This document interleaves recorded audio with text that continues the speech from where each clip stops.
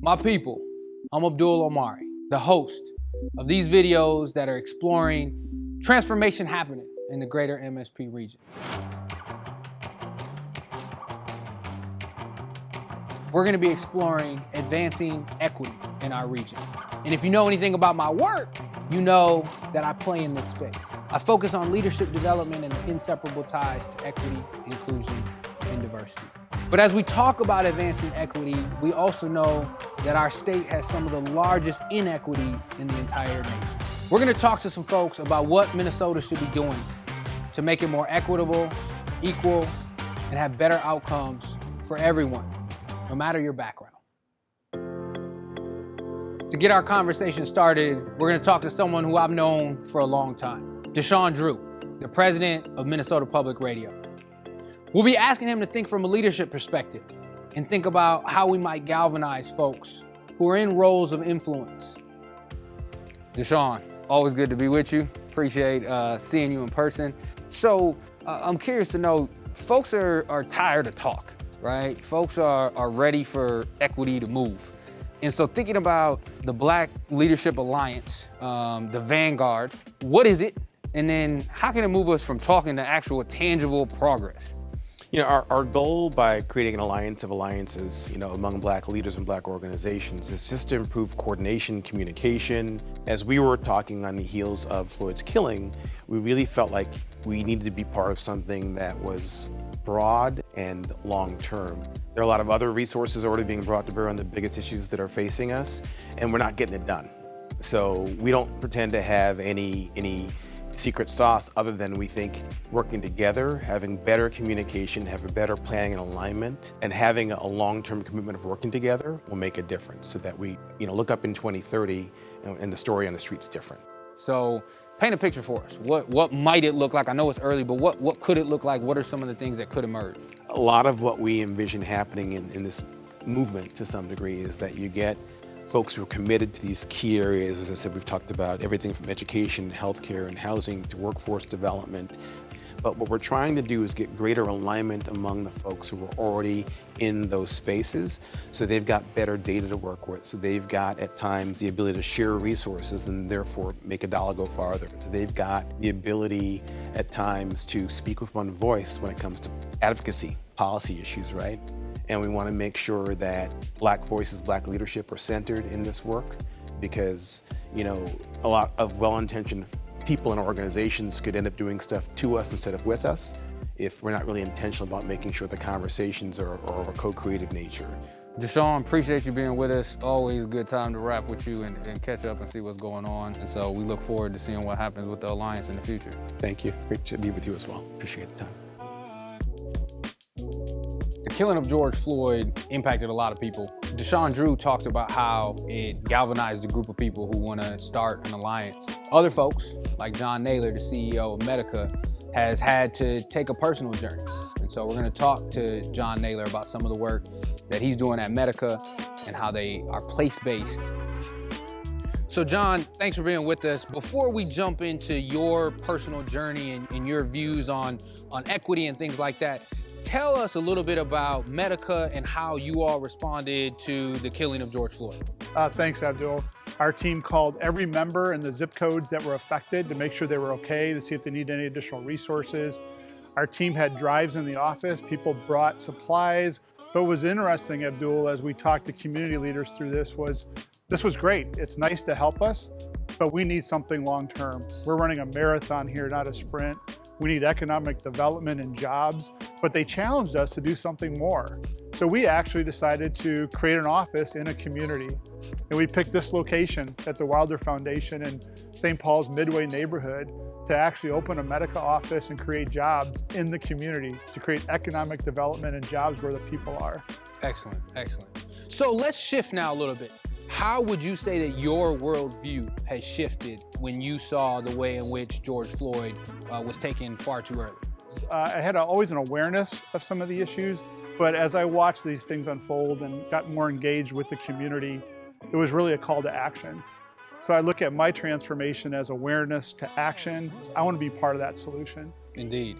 We look forward to seeing what happens in this space and Medica more broadly. And so we appreciate you spending some time with us and look forward to seeing what happens later. Thanks, Abdul. Yeah, thank you. So advancing racial equity within an organization takes tremendous amount of internal work. Now we're going to talk to someone who's known as the woke coach, Seena Hodges, an external consultant who helps organizations such as Medica think just about how they can advance racial equity in their organizations. So you're known as the woke coach, right?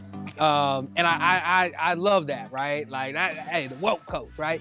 And so let me ask you about what you talk about in terms of taking allies and becoming accomplices. Tell us about that. You know, an ally is someone who's there for you. That person has done their research, they know what's happening, they're willing to engage, especially if people from marginalized communities are very clear with them about what those tasks are. But the difference between an ally and an accomplice is that an accomplice is willing to risk something. An accomplice is someone who is willing to use that power and that privilege for the betterment of someone else. So you work with organizations across industries and different sizes. What are some of the big blind spots or kind of common mistakes that you see folks make when they're talking about equity and racial justice? Sure. We talk about issues of diversity, equity, inclusion, and anti-racism. One of the things that organizations haven't done is define what those terms actually mean to them, right? What do you mean when you say diversity? What do you mean when you say equity? What do you mean when you say inclusion? So one of the other things that I notice that happens in businesses and organizations is that they're really not aware of what the data says about their own industries, right? What does the data say about how racially diverse they are, how equitable they are, how inclusive those environments are? Sometimes we write these lofty statements, right? We know that injustice, inequity, and violence exist in the world that we live in. And we write these statements and we say things like Black Lives Matter, but we don't do anything about it. We don't have training programs for our employees. We don't diversify our boards. We don't diversify our staffs. And sometimes we feel like our words are enough. Words have to be met with actions, right? Unless we're doing something, we're doing absolutely nothing. Indeed. Sis, I appreciate the knowledge that you bring, the knowledge that you just brought to us. And thank you very much for being with us. Oh man, you're so welcome. I appreciate it. Indeed. Yeah. The woke coach, Seena Hodges, just dropped some great jewels and knowledge about what's happening when she's working with organizations.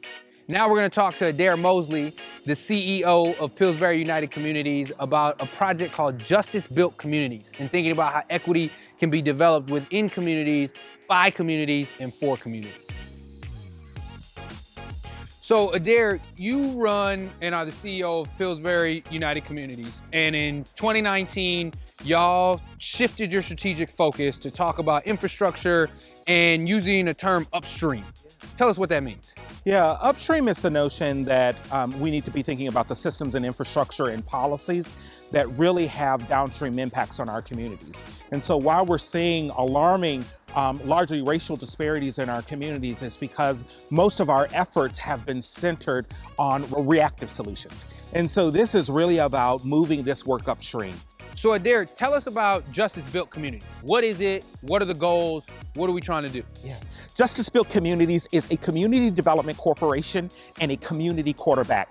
Its goal is to be able to equitably build our communities with the infrastructure and systems to be able to usher in small business development and entrepreneurship in Black communities. It is this entity that will serve as a conduit to economic revitalization in Black and Brown communities.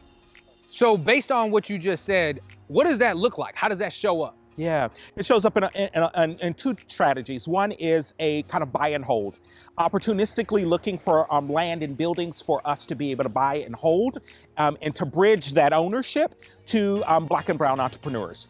The other one is putting a community-centered design process against economic development. So asking our community, what do you want to see in your community? Aligning the partners, working with our financial institutions to be able to braid those resources together, and then managing that implementation. That if we start something, we finish it. Absolutely. Yeah.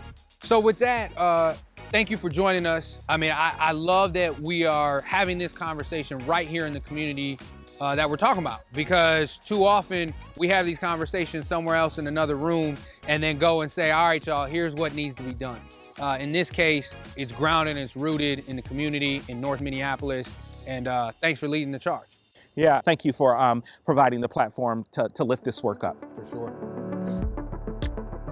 There's nothing like being on the job and being able to talk with one of your friends. So I just had a great time talking with Adair Mosley from Pillsbury. We're gonna stay focused on wealth and wealth development. We're gonna talk to Danielle Steer, Managing Director of Lunar Startups. Lunar Startups is focused on helping underestimated individuals who are looking to become entrepreneurs, particularly Black, Indigenous, people of color, female, LGBTQIA+, and or non-binary individuals. So Danielle, thanks for being with us. We're excited to talk to you, excited to talk about Lunar Startups. And in many ways, Lunar Startups is helping untapped talent, untapped entrepreneurs, folks that have been underestimated and underinvested in. So what are the greatest opportunities that you see when we can or when we do invest in those demographics? At Lunar Startups, we believe that entrepreneurship, and specifically inclusive entrepreneurship, is the most important pathway to build wealth, to increase opportunity, to create new jobs for more people, and the data really supports that.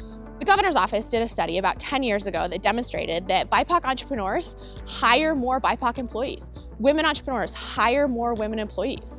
And so there's this reinvestment that happens within the community. If we can elevate and amplify great solutions coming out of BIPOC communities, great solutions coming from women entrepreneurs, we're going to see that trickle-down effect in a real way that's actually measurable and creates wealth, creates new high-quality jobs. So you talked about inclusive entrepreneurship, right? And I'm in the world of leadership development and equity, inclusion, and diversity. Inclusivity means different things to different people. What do you mean when you say inclusive entrepreneurship? So we're in the accelerator space. And the reason that we actually started was because we were seeing that accelerators across the board were increasing the finance gap for gender. We were seeing that there was really negligible rates of people of color and women participating in accelerators at large.